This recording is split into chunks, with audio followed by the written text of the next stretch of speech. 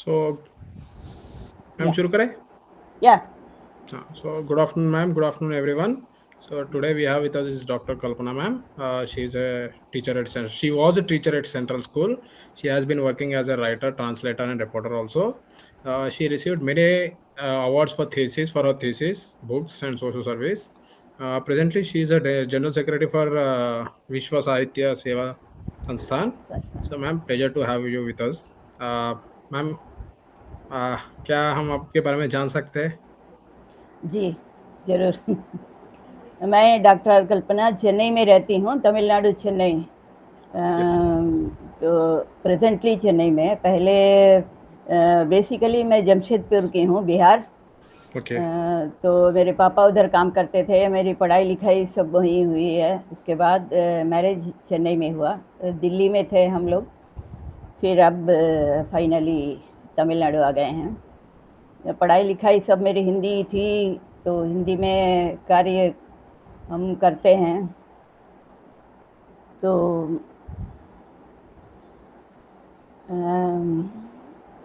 क्या मैंने मैरिज के बाद पीएचडी किया हिंदी में। बहुत रुचि थी, इसलिए हिंदी में पीएचडी किया। उसके बाद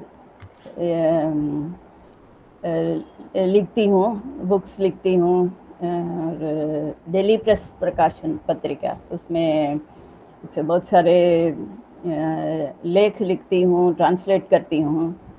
और एक्यूपंक्चर में मैंने एमडी किया है श्रीलंका कोलंबो यूनिवर्सिटी से। उस भी प्रैक्टिस करती हूँ एज एक्यूपंक्चरिस्ट, और लोगों को ये काउंसलिंग भी करती हूँ। एक्यूपंक्चर में ऐसे सर्विस करती हूँ। ये मैंने क्लिनिक कोई नहीं रखा है, और ऐसा ये प्रोफेशनल तरीके से उसको आगे नहीं बढ़ा रही हूँ। या ऐसे सर्विस जैसे अनाथ आश्रम हुआ, इस तरह से ओल्ड एज होम, बूढ़े लोगों के लिए, ज़रूरतमंदों के लिए, इसी तरह करती हूँ। नमस्ते देवेंद्र जी। नमस्कार। और हमारे बीच मेरा बेटा भी है, हरीश। वो डॉक्टर सुमित्रा का फ्रेंड है। और Hello, sir. Hello, Hari, sir. Hi. Thank you for having me here. Pleasure is तो mine. या तो ये हम लोग दोनों ने मिलकर अभी ये शुरू किया, विश्व साहित्य सेवा संस्थान। ये साहित्य, कला और समाज सेवा बेसिकली, और साहित्य भी हमारा है। ये मोटो है कि हर लैंग्वेज हो, सभी लैंग्वेज को प्रमोट किया जाए, सभी लैंग्वेज को बढ़ावा देने के लिए मैंने ये शुरू किया है। तो हम लोग हर लैंग्वेज पे काम करते हैं। इसी तरह से यहाँ पर चेन्नई में एक ग्रुप वॉलंटियर्स के द्वारा शुरू किया गया है, रीड फोर्ट। इसमें हम लोग क्या करते हैं, मैं भी हूँ, देवेंद्र जी हैं, और बहुत सारे लोग हैं हमारे साथ। बेसिकली यहाँ पर सुमित्रा जी हैं, अनबुदुरई सर हैं, वो साइकियाट्रिस्ट हैं। इस तरह के बहुत सारे वॉलंटियर्स भी हैं। इसमें मेनली हम लोग बहुत सारे नॉर्थ इंडियन राइटर्स को लाकर उनके भोजपुरी का, बंगाली, बिहार, इस तरह का कार्यक्रम करवाते हैं, बुक रिव्यूज़ करवाते हैं। इसमें ब्यूटी यही है कि एज ग्रुप कुछ नहीं है, कोई भी एज का आदमी कोई भी लैंग्वेज का पुस्तक यहाँ पर समीक्षा कर सकता है। 2 स्लॉट है, 7 to 8:30 एंड 8:30 to 10:30 11। तो इसमें हम लोग मेनली लिटरेचर, मतलब कोई भी उसका, पोइट्री हो, नावल्स हो, पोएम हो, आपके पढ़ा हुआ संस्मरण हो, यात्रा किसी भी चीज़ का रिव्यू यहाँ पर करते हैं। म्यूज़िक ग्रुप एक रखा है हम लोगों ने मिलके, तो उसमें म्यूज़िक को भी बढ़ावा देते हैं। तो इस तरह के बहुत सारे कार्यक्रम कर रहे हैं। और मैम, ये जी आपका जो साहित्य जो एनजीओ है, जी उसके बारे में बता सकते हैं क्या? मैंने जी उसमें क्या होता है एग्जैक्टली? जी आप जनरल सेक्रेटरी है, तो जी जी एग्जैक्टली क्या होता है, हमें बता सकते हैं?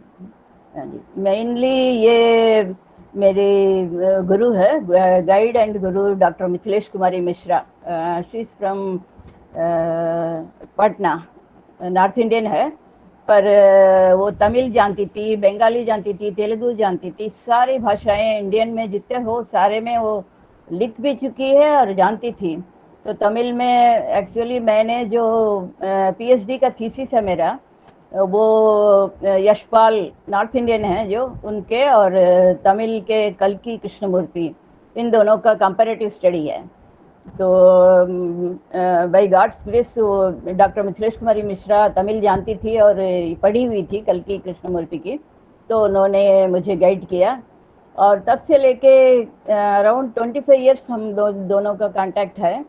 तो वो हर क्षेत्र में मेरे को प्रभावित करती रही है, बहुत ज़्यादा इम्प्रेस करती आई है। डॉक्टर देवेंद्र तोमर भी उनके फ्रेंड हैं। तो हम लोग तब से लेके इस तरह के कार्यक्रम करते हैं। डॉक्टर मिथिलेश कुमारी मिश्रा क्या करती थी, गांव से जो बैकवर्ड गांव में जो इलिटरेट चिल्ड्रन हैं उनको फैमिली में जाके उनको मोटिवेट करती थी, पेरेंट्स को, कि बच्चों को पढ़ने के लिए भेजें। तो ला के अपने घर में रख लेती थी और उनको पढ़ाती थी और रोजगार भी दिलाती थी, काम उनको कराती थी। और फिर शादी अगर लड़की है तो विदाउट डॉरी एंड विदाउट कोई भी ताम झाम के शादी वो करवाती थी। ऐसे बहुत सारे बच्चों को लाई है और पटना में अपने घर में रख के पढ़ाई भी है, और बहुत सारे लोग इंजीनियर डॉक्टर सब बन चुके हैं उसमें। ऐसे वो सर्विस करती थी। तो आगे उनका दीदी कहती हूँ मैं इनको, मिथिलेश को। तो 2017 में जब आई, यहाँ पर आई थी चेन्नई में, मेरे साथ 1 महीना रही, तब उनका बहुत ज़्यादा ये इच्छा थी कि इस तरह के जैसे वो करती है वहाँ पर, यहाँ पर एक ऑफिस खोला जाए और यहाँ पर भी वैसे करें हम। जो बैकवर्ड में है गांव के या बच्चे जो पढ़ना चाहते हैं उसको हम शेल्टर दें और पढ़ाई लिखाई में मदद करें, या फिर जिस तरह से हो सके उनको काम दिलाने में इस तरह का काम करें। एक ये लीगल ऑर्गेनाइजेशन ऐसे शुरू करें, साहित्य भी जो प्रचार प्रसार करे और ये भी करे, सोशल सर्विस दोनों। तो अनफॉर्चुनेटली उनका डेथ हो गया अप्रैल में। तो हम काफ़ी दिन मैं थोड़ा डिस्टर्ब्ड रही, बहुत ज़्यादा अटैच थी। पर फिर मैंने सोचा कि ठीक है, हम लोग उनके काम को आगे बढ़ाएंगे। तो मैंने और देवेंद्र जी ने इसको लीगली ये भी किया, रजिस्टर किया है और काम शुरू किया है। इसमें कई हर भाषा का हम कार्यक्रम कराते हैं, लिखते हैं। इसी के अंतर्गत उन्होंने 6-7 किताबें देवेंद्र जी की प्रकाशित हुई है। उसमें दीदी का संस्मरण भी है, जिसका मैंने ये किया है, कल्पना परिकल्पना उसकी मेरी थी। और उसी के इस संस्था के द्वारा हम लोग ये भी चाहते हैं कि कई लोगों को काम मिले। इसमें तो आप जानते हैं, किताब प्रकाशन होगा तो उसके लिए प्रचार प्रसार के लिए मीडिया का ये इस्तेमाल होता है। तो हम लोग कई लोगों को यूज़ कर सकते हैं। प्रेजेंटली मेरा बेटा कर रहा है, वो वॉइस ओवर आर्टिस्ट है, बहुत सारा ये है। तो इसमें जैसे आप जानते हैं, फ्लायर्स बनाना और डिफरेंट प्लेटफॉर्म में पोस्ट करना, इस तरह से हम लोग बच्चों को ट्रेन कर सकते हैं और उन लोग को पे भी कर सकते हैं। जो स्टूडेंट लोग को, बहुत लोगों को मैंने ट्रेन किया है। मैं अपने इससे ही खर्चे से उनको ये सब सीखने के लिए सिखाई हूँ। जैसे इस तरह का कोर्स है, कैनवा का कोर्स है, इस तरह का वीडियो एडिटिंग, इस तरह का कोर्स हम लोग उनको सिखा देते हैं। सिखा के फिर हमारे संस्था में काफ़ी सारे शाखाएं हैं, तो कहीं भी जिसको भी ज़रूरत पड़ेगा, एल्डरली या पीपल अभी कनेक्ट नहीं हो पाते हैं। फेसबुक लाइव में रोज़ एक प्रोग्राम होता है हमारा, और वीकेंड में गूगल में या फिर डिफरेंट कोई प्लेटफॉर्म में कार्यक्रम होता है। तो उन लोग को ज्वाइन होने में बहुत दिक्कत होती है, तो उनको सिखाना, इस तरह का काम हम लोग कर सकते हैं, ये कर रहे हैं। तो ये मैम, दो वो सोशल। फेसबुक का पेज का नाम बता सकते हैं क्या? किस बुक का? फेसबुक में जो पेज जो लाइव चल रहा है ना आपका? हाँ हाँ हाँ हाँ, मेरा है डॉक्टर आर कल्पना, मेरा है।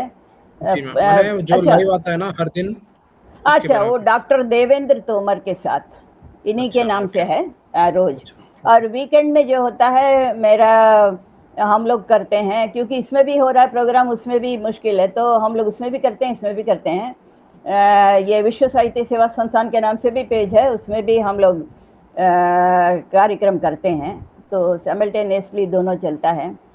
उसमें ज़्यादा क्रिएटिव वर्क्स होता है और सारे लैंग्वेजेस होते हैं। डॉक्टर देवेंद्र तोमर के साथ हिंदी में रोज एक काव्य पाठ होता है, किसी रचनाकार को आमंत्रित करते हैं हम लोग, तो उनको फिर सम्मानित करते हैं, इस तरह से काव्य पाठ करवाते हैं। ये रेगुलर चल रहा है हम लोग का 2 साल से। मैम, ये जो विश्व साहित्य संस्थान है, वो उसमें आप ही फाउंडर है ना? तो मैम, जी, हम दोनों। तो ये खोलने का कुछ मैंने क्या थॉट था, प्रोसेस में क्या हाँ, थॉट वही। क्या था, थॉट प्रोसेस क्या था कि आपने ये खोलने का सोचा है? हाँ, यही मेनली ये काफ़ी दिन से हम लोग तीनों का, एक्चुअली मेरी गाइड जो मैं बोली डॉक्टर मिथिलेश कुमारी मिश्रा, तो उनका ये था कि हम लोग साहित्य को पहले वो क्या करती थी, यहाँ से दक्षिण से साउथ इंडियन जो राइटर्स हैं उनको नॉर्थ में ले जाती थी और सबको सम्मानित करती थी, अवार्ड दिलवाती थी उनका। मैंने यहाँ की रचना, तमिल रचनाओं को हिंदी में ट्रांसलेट करवा के वहाँ पर उसको प्रिंट प्रकाशित करती थी। तो उसी तरह तमिल वाले, हिंदी वाले हम लोग करते हैं, मैं अनुवाद करती हूँ, यहाँ पर प्रकाशित करती हूँ, तो पूरा यहाँ का लिटरेचर वहाँ जाता है, वहाँ का लिटरेचर यहाँ आता है। तो इस तरह का कार्यक्रम दीदी के जाने के बाद वो थोड़ा रुक सा गया। तो दीदी की इच्छा थी कि ये न केवल तमिल, न केवल हिंदी, सारी लैंग्वेजेस का किया जाए, क्योंकि हर लैंग्वेज इतना ही प्यारा है जितना हिंदी है, तमिल है या फिर ये और भी कोई भाषा है।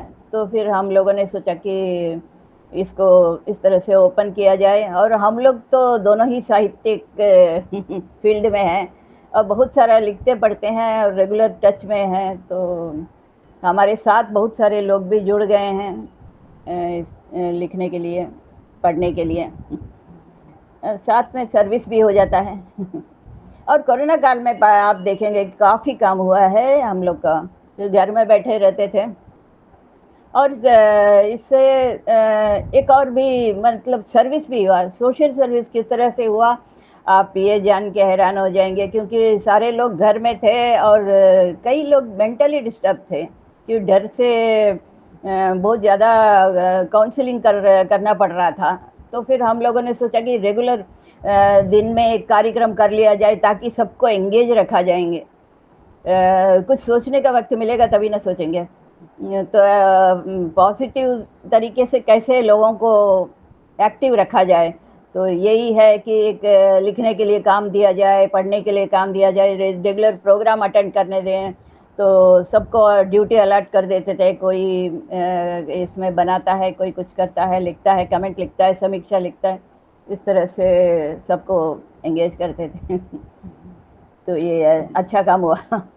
यस मैम, मैंने आपका प्रोफाइल पढ़ा है, तो मुझे जी ये जो प्राणिक एंड रेकी प्रैक्टिशनर है जी जी वो एक है, और एक ये जो सेंट्रल स्कूल है वो किस चीज़ के लिए है, आप वहाँ पे वर्क किए थे, तो जी। उसके बारे में बता सकते हैं? सेंट्रल स्कूल तो इंडिया पूरा है ना। सेंट्रल स्कूल लैंग्वेज में हिंदी है और सभी जगह में है। इसमें सेंट्रल स्कूल में यही है कि आप कोई भी जगह से, अभी जैसे बीच में मई में मिड सेशन में आप को ट्रांसफ़र हो जाता है पिताजी का, तो दूसरे जगह में जाके एडमिशन होने से पढ़ाई कंटिन्यू करना बाकी स्कूलों में दिक्कत होता है। पर इसमें यही है कि same syllabus through out India, और हिंदी लैंग्वेज हिंदी है, तो दिक्कत नहीं होती है कहीं भी, कहीं कहीं से भी जाने से, नॉर्थ हो या साउथ हो, दिक्कत नहीं होती, एक ही सिलेबस रहता है और एक ही बुक्स भी एक ही, तो अच्छा, सीबीएसई उसमें। मैम? हाँ हाँ हाँ, सीबीएसई। तो उसमें मैं काम करती थी। और प्राणिक और रेकी हीलिंग आप तो जानते हैं, रेकी हम लोगों ने करीब 10-15 साल हो गए मैं सीखी। फिर 10 साल पहले मेरे गुरुजी ने ये किया कि लोगों के लिए प्रेयर करना, मतलब उसमें हम लोग करते हैं, ग्रुप बना हुआ है और रिक्वेस्ट आती है हमको, किसी से कोई प्रॉब्लम है, जैसे अभी बोले शिवानी, शिवानी का नाम आया तो उसमें ऐड कर दिए। अगर उसने बोला कि मुझे आप ऐड कर दीजिए, मेरे लिए प्रार्थना कीजिए, तो उसके लिए प्रार्थना करते हैं। इस तरह से डेली हम लोग को लिस्ट आता है, ठीक होने पर वो बता देते हैं कि हम ठीक हो गए हैं। डेली हम लोग करते हैं। बड़े से बड़ा बीमारी भी उसमें आता है, और काफ़ी सारे मिराकल्स हमने देखा है। नॉट इवन मीन्स डिजीज़ करके नहीं, फैमिली इश्यूज भी होता है उसमें, हम लोग उसके लिए भी करते हैं। या फिर मेंटली डिस्टर्ब्ड जो हैं, ये टेंशन इस तरह का, वो सब के लिए भी, फिजिकली नहीं, मेंटली जो प्रॉब्लम्स होता है उसके लिए भी हम लोग इसमें प्रेयर्स करते हैं। तो वो भी चल रहा है रेगुलर। मैम, अगली क्वेश्चन है आपके लिए। आपकी सबसे बड़ी कमजोरी ताकत दोनों बताइए। कमजोरी ताकत है, दोनों ही हिंदी है। देखें तो क्योंकि हिंदी बात किए बिना रह नहीं पाती। मेरी कमजोरी भी वही है, बहुत पढ़ना है पढ़ना है पढ़ना है पढ़ना है सोची। और ताकत भी वही है कि जितना पढ़ती हूँ मैं उतना उसमें ये हो जाती हूँ सारे। मैम, हम्म, जी मैम, बोलिए बोलिए। हाँ नहीं, यही जी मैम। पढ़ाई मेरा, वही पढ़ना ही सबसे बड़ा ताकत है। पढ़ नहीं लर्निंग। पाने से लर्निंग। मैम, आप दबाव में कितने अच्छे तरीके से काम करते हैं? मैंने अभी प्रेशर में कैसे काम करते हैं? मैंने दबाव में प्रेशर में प्रेशर कैसे हैंडल करते में हैं प्रेशर? प्रेशर में मेरा वैसी है कि मोटिवेट करने के लिए बहुत सारे लोग हैं। वैसे प्रेशर बोलने से मेरे को, अगर चैलेंज किया जाए कि ये काम मैंने बहुत ऐसा नहीं हो सकता है मतलब, तो मैं उसको बिल्कुल चैलेंज की तरह ले लेती हूँ और किसी ना किसी तरह से करना ही है सोच के। उदाहरण के लिए बोलूँ तो ये पढ़ाई तो बहुत मुश्किल है। आफ्टर मैरिज पढ़ना, मैंने आफ्टर मैरिज ही किया है सब कुछ। एमए किया, बीएड किया, पीएचडी। तो उस समय बहुत मुश्किल था, कर नहीं पा रहे थे। तो ये चैलेंज सबसे बड़ा, जब मैं रजिस्टर की पीएचडी के लिए रजिस्टर करने वाली थी, तो गाइड नहीं मिला मुझे कोई यहाँ पर चेन्नई में। जिनके पास भी जाते थे वो यही बोलते थे कि आप तो लेडी है, क्या करेंगे पढ़ के, आप छोड़ दीजिए। तो तब मुझे 2-3 जन ने डिस्कस बहुत ज़्यादा डिस्करेज किया। तब मुझे बहुत ज़्यादा उसमें, तब मैंने चैलेंज लिया कि किसी भी तरह इसको करके ही रहना है, क्यों नहीं कर सकते हम। तो कर लिया मैंने उस तरह चैलेंज से। और मेरा बेटा है और बहुत सारे लोग हैं मेरे इन-लॉज के घर में भी, मेरे पेरेंट्स के घर में भी, बहुत ज़्यादा मोटिवेट कर देते हैं। देवेंद्र जी साथ ही रहते हैं, कभी दिक्कत आती है तो पहले एक बार सजेशन, सेकंड ओपिनियन जैसा उनसे ले लेती हूँ, तो वो लोग बोलते हैं आगे बढ़ो, कोई काम, कोई दिक्कत नहीं है, हर इसमें सब साथ है।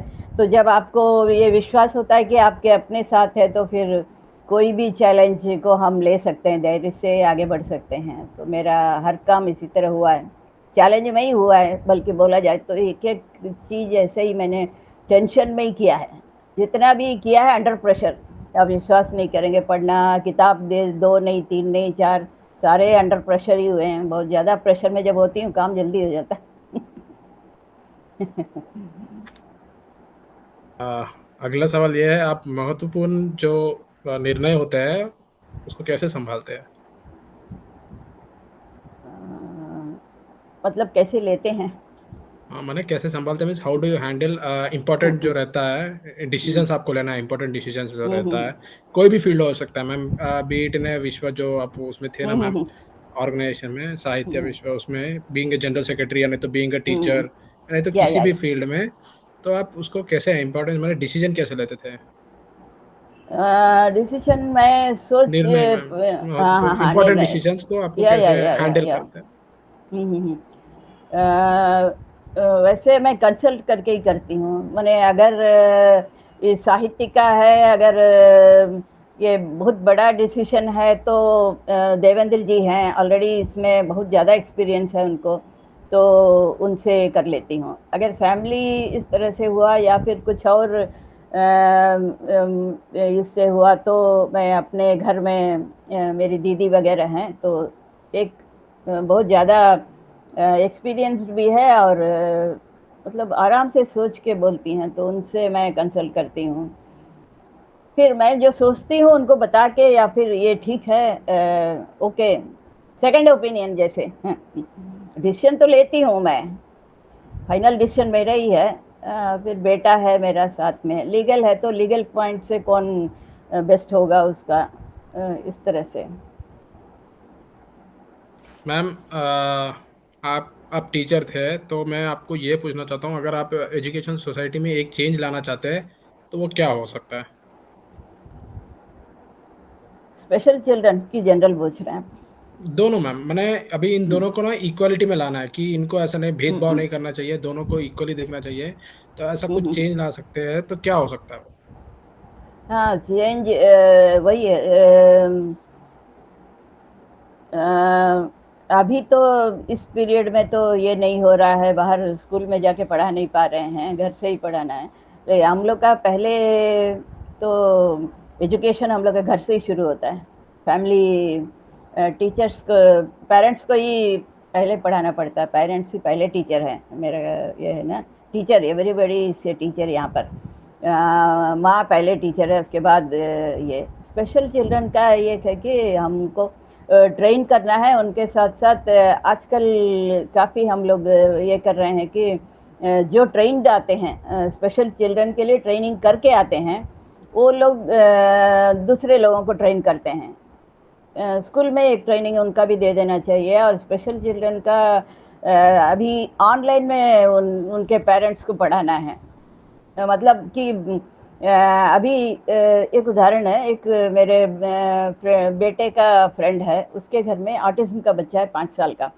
तो बहुत हैंडल नहीं कर पा रहे हैं बच्चे को। तो अभी तो लॉकडाउन सब हो गया है, वो कहीं ले जा नहीं सकता है, कोई स्कूल चल नहीं रहा है, उसका स्थिति ये है। तब मैंने उसको सजेस्ट किया है कि ऑनलाइन में बच्चा तो पढ़ नहीं सकता है, लेकिन बच्चे को ट्रेन कर, माँ बाप को ट्रेन करने के लिए वो ट्रेनर जो होते हैं, ट्रेनिंग किए होते हैं जो स्पेशल चिल्ड्रन के लिए, वो बच्चे को, पेरेंट्स को ट्रेन करते हैं। और बच्चे की एक्टिविटीज़ को वही camera camera over the camera वो देखते हैं, और वो बताते हैं, गाइड करते हैं उनको कि ऐसे इस तरह से वो एक्टिविटीज़ का रहता है, तो कैसे उसको हैंडल करें।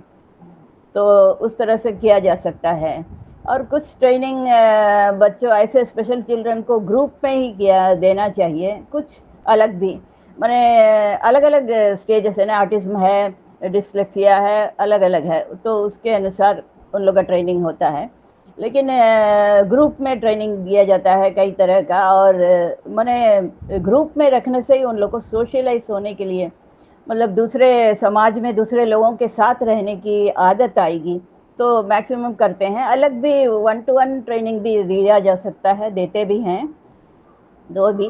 फिर थोड़ा माने वो थोड़ा वो ये हो जाए तो सीख जाएं, या फिर हम लोग से हिल मिल जाएं, तो फिर उनको बाकी लोगों के साथ, अदर स्कूल के साथ रखना चाहिए। ये मेरा ये है। और ऑर्डनरी बच्चे जो होते हैं ना, उनके साथ इनको भी डिस्क्रिमिनेट नहीं करके उनके साथ पढ़ाया जाना चाहिए, ऐसा मैं समझती हूँ। Thank you so much ma'am आपके थॉट्स के लिए। अगला सवाल, अभी ये ऐसा क्वेश्चन है मेरे लिए कि ये मेरा थॉट है मैम, मैं जनरली पूछ रहा हूँ। जी। तो अभी जो एजुकेशन सोसाइटी में ना, जहाँ ग्रेड्स होते हैं, पहले पास फेल किया जाता था, अभी एजुकेशन सोसाइटी में एक प्रपोजल आया कि यहाँ पे ग्रेड्स दिया जाए, किसी को पास या फेल से भेदभाव ना किया जाए, डिफ्रेंशिएट ना किया जाए। तो आपका क्या कहना है कि ये पास और फेल सही तरीका है, या ग्रेड्स दे के उनको मोटिवेट करना सही तरीका है? मैंने अभी देखिए, अभी हाँ, पास फेल जो होते हैं उनको सी जी ग्रेड जी। या डी ग्रेड दे दिया जाता है। हम्म, जो हम्म। पास होता है उसको ए बी सी मिलता है, ए प्लस बी ऐसा मिलता है। सो ऐसा सही रहेगा कि बच्चों के लिए, या नहीं, नहीं ये तो ग्रेड्स पास में और भी फेल? बहुत दिक्कत होता है, मेरा ख्याल है। ग्रेड्स आप दे देते हैं, जनरली वो ग्रेड्स तो एग्जैक्ट मार्क जैसा नहीं होता है ना। अभी उदाहरण के लिए एक मेरे सामने में बच्ची है, वो 98 लाने वाली स्टूडेंट है। तो बहुत अच्छा पढ़ती थी। उसको अभी 12th से कॉलेज में जाना है। तो जब एग्ज़ाम हुआ, 10th का बोर्ड हुआ, तो बहुत एक्सपेक्ट कर रही थी कि भाई मतलब 9900 तक आने का जहाँ पर उसका था, अचानक ये हो गया, ग्रेडिंग ये आ गया। तो बहुत ज़्यादा वो डिप्रेस हो गई कि मुझे ये तो ग्रेडिंग में तो आपका यहाँ से यहाँ तक स्लैब आ जाता है, उसमें कुछ भी मार्क्स आ जाता है, मेरा एग्जैक्ट मार्क्स जितना है वो मुझे नहीं मिला ना। तो जो मेरा कैपेबिलिटी है उसका मुझे ये नहीं दिया गया है, मतलब उसको रिकॉग्नाइज नहीं किया गया करके वो बहुत रोई, बहुत डिप्रेस हो गई। तो इस तरह से ये ग्रेडिंग में ये थोड़ा दिक्कत लगता है मुझे कि और दूसरा अभी यहाँ पर बोलना चाहिए कि नहीं पता नहीं, यहाँ पर एक्चुअली हम लोगों को फॉरवर्ड कास्ट के लिए दिक्कत होता है, तो उसका वही मानना था कि अगर 9900 अगर होता तो अच्छा प्रोमिनेंट कॉलेजेस में सीट मिल जाता विदाउट डोनेशन वगैरह, नहीं तो हम लोग के लिए बहुत दिक्कत होता है। तो ये पॉइंट ऑफ व्यू से भी वो बहुत ज़्यादा, तो ये ग्रेड में थोड़ा ये है और पास फेल नहीं होने से फिर पता कैसे चलेगा, ऑल पास बोल देने से फिर तो सारे चले जाएंगे वैसे। अभी नहीं मैम, मैं एग्जाम, मेरा क्वेश्चन ऐसा था कि अभी देखिए थोड़े बच्चे ने जिनको अगर थोड़े ऐसे होते हैं जो जल्दी डिप्रेस हो जाते हैं, आपने न्यूज़ में देखा होगा कि ज़्यादातर बच्चे जिनका भी फेल आता है घर की प्रेशर की वजह से वो सुसाइड करते हैं।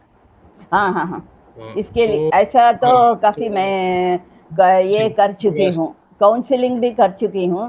तो इसके इसलिए लिए पूछा था मैम उनको ये मैं, क्वेश्चन। हाँ हाँ हाँ, तो उनको मैं मोटिवेट करती हूँ। बच्चा लोग को पेरेंट्स एक है कि पेरेंट्स और बच्चा लोग मिल के बात करने का रिवाज अभी नहीं है।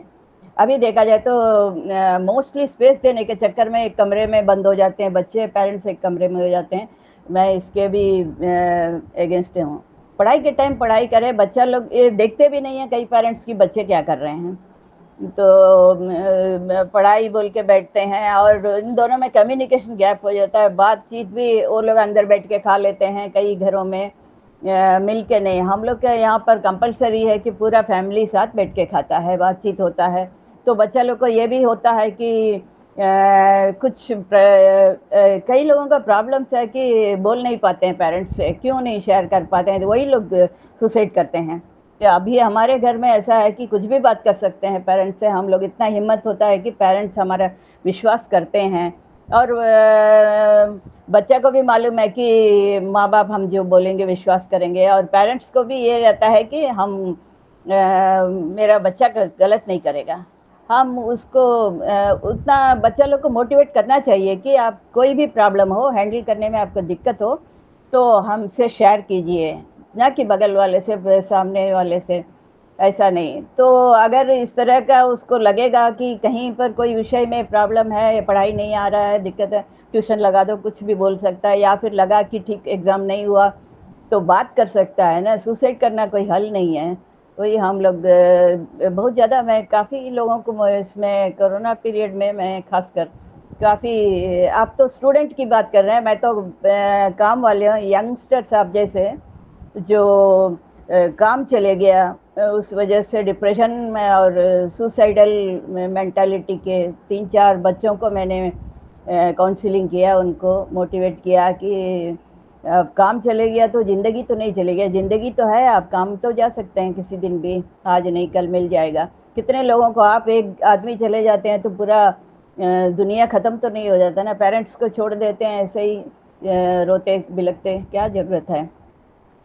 बहुत सारे को किया है, इसलिए कम्युनिकेशन गैप पहले पेरेंट्स और उसका अच्छा होना चाहिए, या फिर कोई अच्छे दोस्त होना चाहिए जिस पर पूरा भरोसा कर सके, इतना कि कन्फाइड कर सके हमको, गाइड कर सके, ऐसा कोई दोस्त हो, ये हो सकता होना चाहिए। सभी बच्चे लोग से यही बोलती हूँ कि सुसाइड कोई हल नहीं है। आगे पढ़िए, अच्छा मेहनत कीजिए, है ना। मैम, आ, थोड़े इनफॉर्मल क्वेश्चन है अभी। आपकी या एक जी, प्यारी याद हमारे साथ शेयर कीजिए। प्यारी आज बहुत सारी है। Sweet memories ma'am. बहुत सारी है स्वीट, और सबसे बहुत प्यारी बोलने से मेरे पीएचडी की है। पीएचडी की मेरी वाइवा नहीं आई हुई थी। अन मेमोरी मतलब नहीं भूलने वाले, अनफॉरगेटेबल मेमोरी भी है और सीट भी है। तो पीएचडी की मेरी वाइवा का डेट नहीं आया। तब बहुत डिप्रेस थी मैं कि कंप्लीट कर दिया लेकिन वाइवा का डेट नहीं आया। तो मेरी गाइड क्या कि जाकर वहाँ पर वाइस चांसलर, कानपुर यूनिवर्सिटी से किया मैंने पीएचडी। तो यूनिवर्सिटी के वाइस चांसलर से वो जाके झगड़ा की कि इनको क्यों नहीं अब तक आपने वाइवा के लिए बुलाया है। अगर आपको पसंद नहीं है, थीसिस पसंद नहीं है, उसमें कोई कमी है, बेशक रिजेक्ट कर दीजिए, या फिर आपको पसंद है तो फिर ओके कीजिए और वाइवा के लिए डेट दीजिए। खूब झगड़ा करके आ गई। तो उसके बाद मुझे आया, फर्स्ट टाइम आया वाइवा। जब गई मैं अगस्त अराउंड सितंबर में आया, तो वाइवा के लिए गई, मेरा एक एक्सटर्नल नहीं आया। सब फुल तैयार था डेट। वहाँ जाके कानपुर में मैं अपने बेटे के साथ गई थी। वहाँ जाके स्टे किए कैंपस के अंदर ही, यूनिवर्सिटी कैंपस में। तो मेरा एक एक्सटर्नल नहीं आया इसलिए कैंसिल हो गया। तो बहुत ज़्यादा फिर मैं उसमें डिप्रेस हो गई। तब मेरी गाइड बोली कि देखो कोई भी काम होता है अच्छाई के लिए होता है, हो सकता है इससे बेहतर तुमको कुछ हासिल हो ना हो, तो अभी डिप्रेस मत हो जाओ, आगे हम तुरंत आएगा आगे, तुम चिंता मत करो। तो हम वापस आ गए। फिर तुरंत मेरा अक्टूबर एंड में आया फिर दूसरा वाइवा। इतना जल्दी आता नहीं है, बाई चांस गॉड ग्रेस था, क्या मालूम नहीं, आ गया। तो उस बार पहुँचे, पहले से हम लोग पहुँच गए, जल्दी चले गए थे, पहुँच गए। और एक्सटर्नल भी मेरे आ गए। एक्सटर्नल बहुत कड़क मिजाज के थे, और एक्सटर्नल ने आते ही बोल दिया था कि देखो इसमें वाइवा में किसी तरह से हेल्प की उम्मीद मत रखना, कोई भी फेवरिज्म नहीं होगा मेरी तरफ से, जो जैसा होगा उसी तरह रिपोर्ट जाएगी। तो मैंने कहा ठीक है, कोई बात नहीं। ये दो एक्सटर्नल थे, और इसमें ये भी था कि ओपन मंच था, ओपन प्लेटफॉर्म, जिसमें कोई भी क्वेश्चन कर सकता है आपका। इसमें वाइवा में कोई भी पब्लिक से भी कोई क्वेश्चन कर सकता है, अपार्ट फ्रॉम दो एक्सटर्नल और जो मेरी गाइड हैं वो, उनके अलावा कोई भी। तो उतना भीड़ और वो देख के मुझे डर लग रहा था, पर पहुंच गए हम लोग अंदर। तो सेकंड नंबर मेरा था, फर्स्ट नंबर कोई और था। तो अंदर जब गए, ऑडिटोरियम के अंदर गए, तो जिसका पहला होना था उसका एक एक्सटर्नल आया नहीं। तो फिर वो मेरी गाइड बोली कि वहाँ पर जो ये वाइस चांसलर थी, लेडी थी, वो भी एक्सटर्नल में बाहर से आई हुई थी। तो उनको मेरी गाइड ने कहा कि हमारे यहाँ दोनों आ चुके हैं, एक्सटर्नल आ चुके हैं, आप हमारा पहले ले लीजिए वाइवा, क्योंकि हम तैयार हैं बिल्कुल। तो फिर उनका, जिनका पहले होना था, उनको कैंसिल करके हमने अपना कर लिया। और ब्यूटी इसमें क्या था कि हमारा ख़त्म जैसी हुआ, बहुत अच्छा हुआ, उम्मीद से परे मैं बहुत अच्छा से कर पाई। और वो जो काउंसलर थी, ये जो वहाँ की कुलपति थी, वो भी बोली कि बहुत अच्छा टॉपिक आपने सेलेक्ट किया है, इससे नॉर्थ और साउथ दोनों के लिटरेचर में बहुत ज़्यादा ये हुआ है, फ़ायदा हुआ है आपका इससे। तो जैसे ही हमारा ख़त्म हुआ, पूरा बाहर दंगा हो गया। तो एक मेरे इससे के साथ ये ख़त्म हो गया, सारे वाइवास कैंसिल हो गए, बाकी सारे। उसके बाद ये ख़त्म कर दिया मैंने। जब जाने लगे तो फिर मुझे इंटीमेशन आया कि इस थीसिस के लिए मुझे अवार्ड मिला है। तो मेरा डिग्री मिलने से पहले मुझे अवार्ड मिल गया। तो सबसे बड़ी खुशी की बात यही है कि सबसे पहले अवार्ड के साथ मैं अपनी माँ को मिलने गई, मेरी माँ है। तो बहुत बहुत खुश हुई थी। सबसे पहला यही है मेरे लिए, ना भूलने वाली याद, कभी नहीं भूलती, और जब भी सोचती हूँ खुशी मिलती है। एक्चुअली नेटवर्क इशू आया था इसलिए कैमरा बंद करना जी पड़ा। जी जी जी सो मैम एक आखिरी सवाल है। जी। आखिरी नहीं है मैम, और एक पूछेंगे।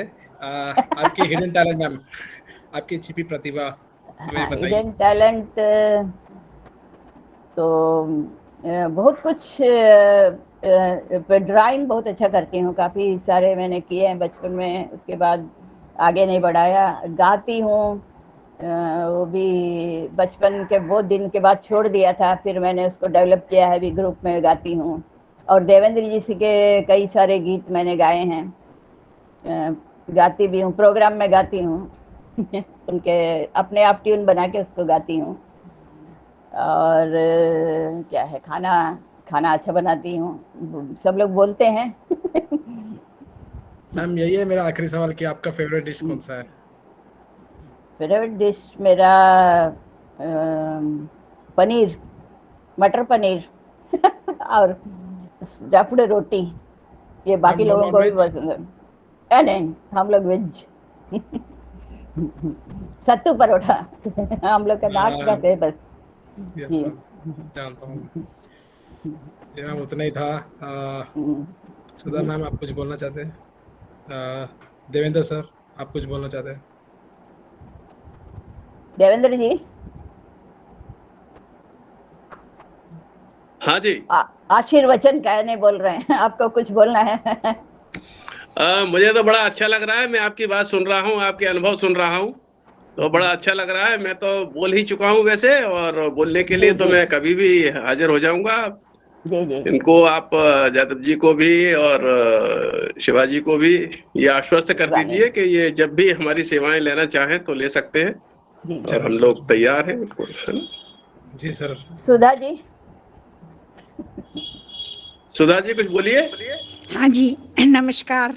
नमस्कार आप नमस्ते। सबको। बहुत अच्छा नमस्कार। लगा आप लोगों के बारे में जानकर, सर के बारे में भी, आपके बारे में भी बहुत अच्छा लगा सुनना मुझे।